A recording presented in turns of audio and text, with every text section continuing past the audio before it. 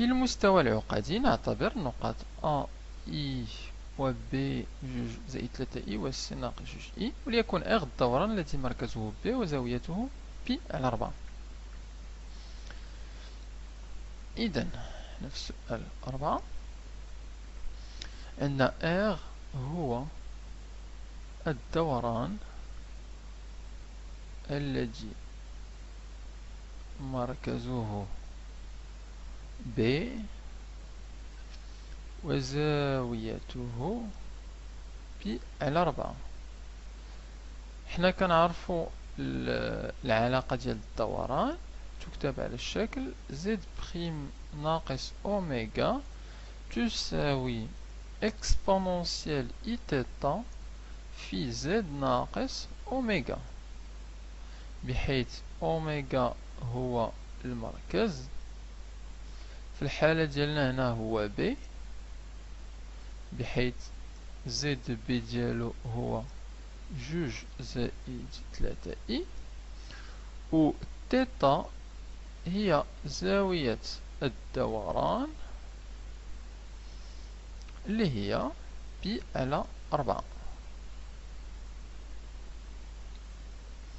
إذا نحاولو نعوضو هنا أولا ونشوفو واش غتعطينا.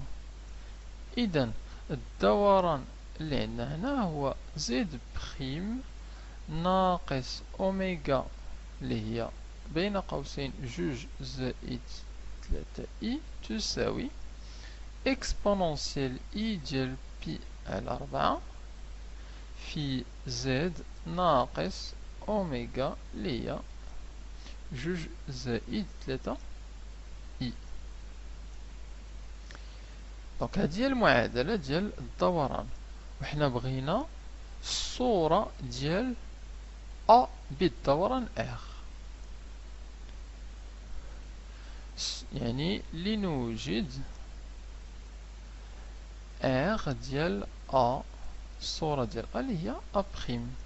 دونك غادي نعوضو، دونك نعوض زد ب لاحق أ، اللاحق ديال أ هو إي،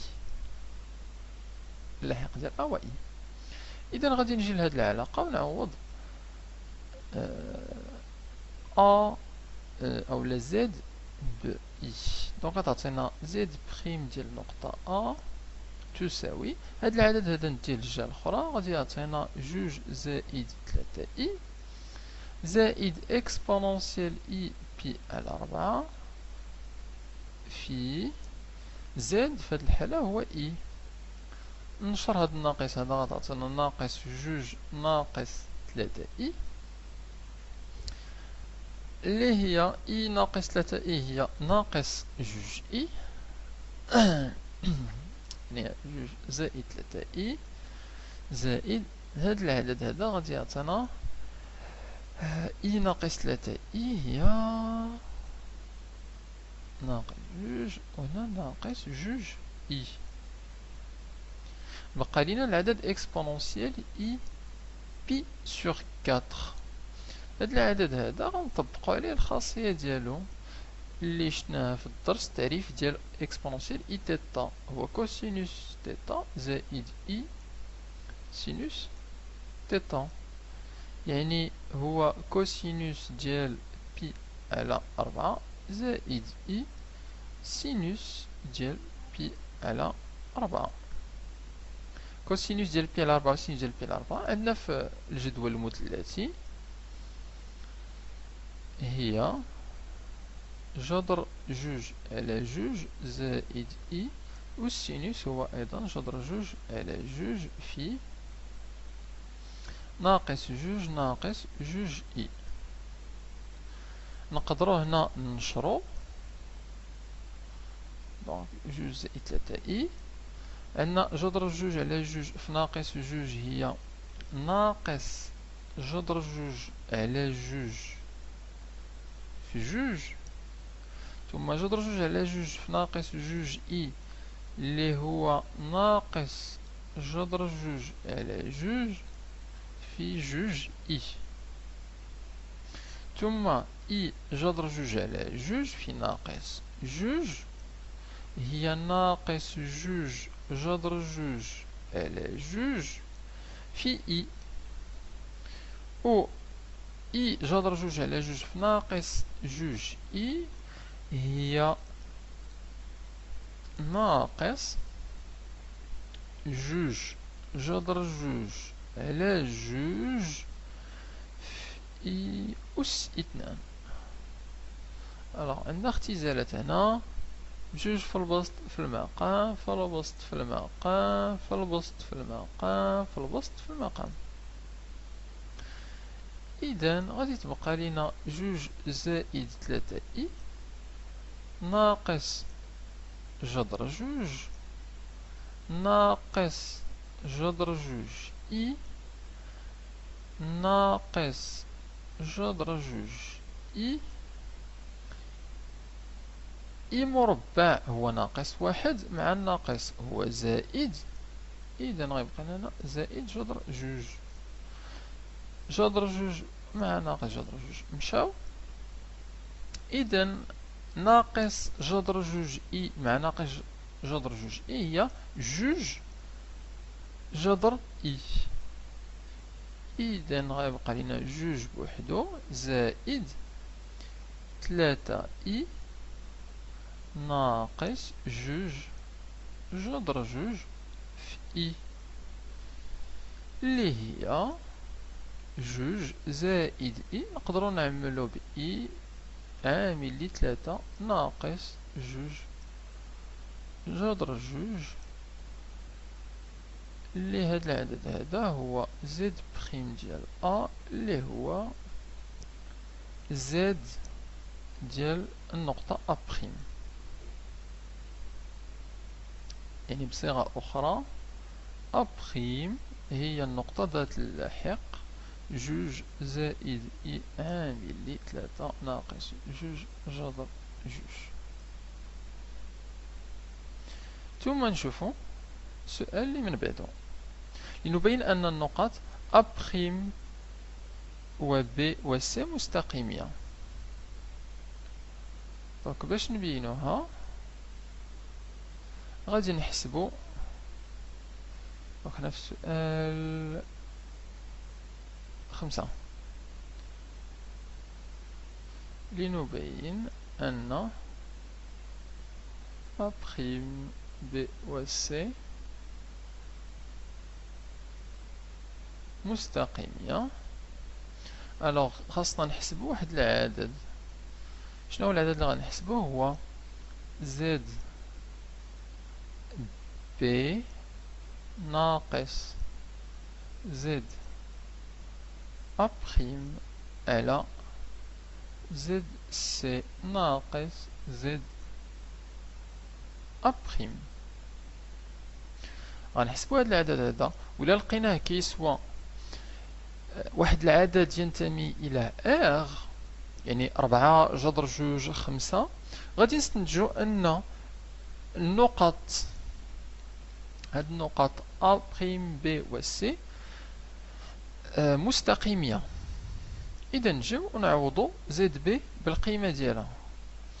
على زد ب هي جوج زائد تلاتة إي ناقص زد أ بخيم واللي حسبناه جوج زائد بين قوسين اوكي دونك هو جوج زائد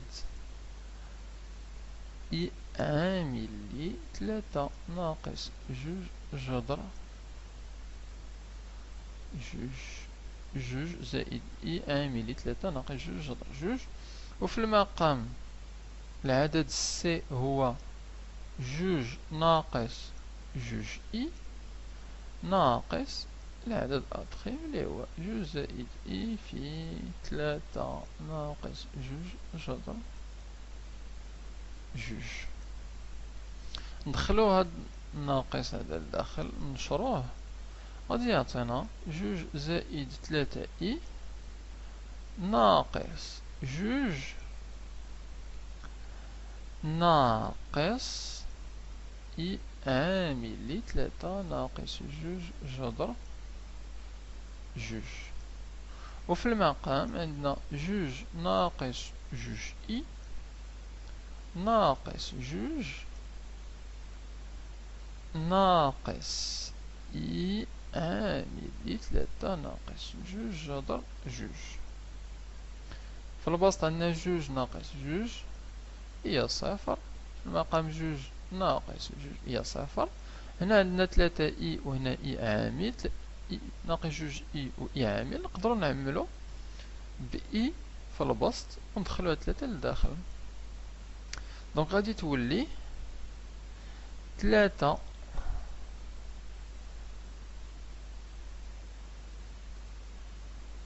الوغ هنا معملين باغ كونطخ بناقص إي، دونك نحاولو نخليو التعميل بناقص إي، يعني هنا غادي نعملو بناقص إي يعني غتعطينا ناقص تلاتة زائد تلاتة ناقص جوج جذر جوج على في المقام. الوغ ناقص إي نخليوها معملة غتعطينا جوج زائد تلاتة ناقص جوج جذر ديال جوج. هنا تلاتة هنا ناقص تلاتة غتمشي. عندنا إي جود ناقص إي جداء في البسط وناقص إي جداء في المقام غيختزلو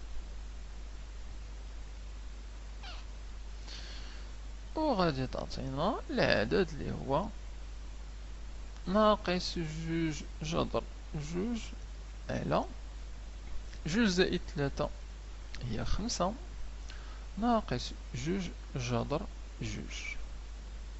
وهذا العدد هذا ينتمي إلى R، يعني ما عندوش جزء تخيلي. إذن الاستنتاج هو النقط A'، B و C مستقيمية. الخاصية كاينة في الدرس. إذا كان هذا العدد هذا ينتمي إلى R فإن النقاط A'، B و C مستقيمية. وندوزو للكمالة ديال السؤال. حدد التمثيل العقدي للتحاكي الذي مركزه B ويحول النقطة C إلى A'. ألوغ أشنا هو كيتكلموا لنا على H، نسميو هاد التحاكي H.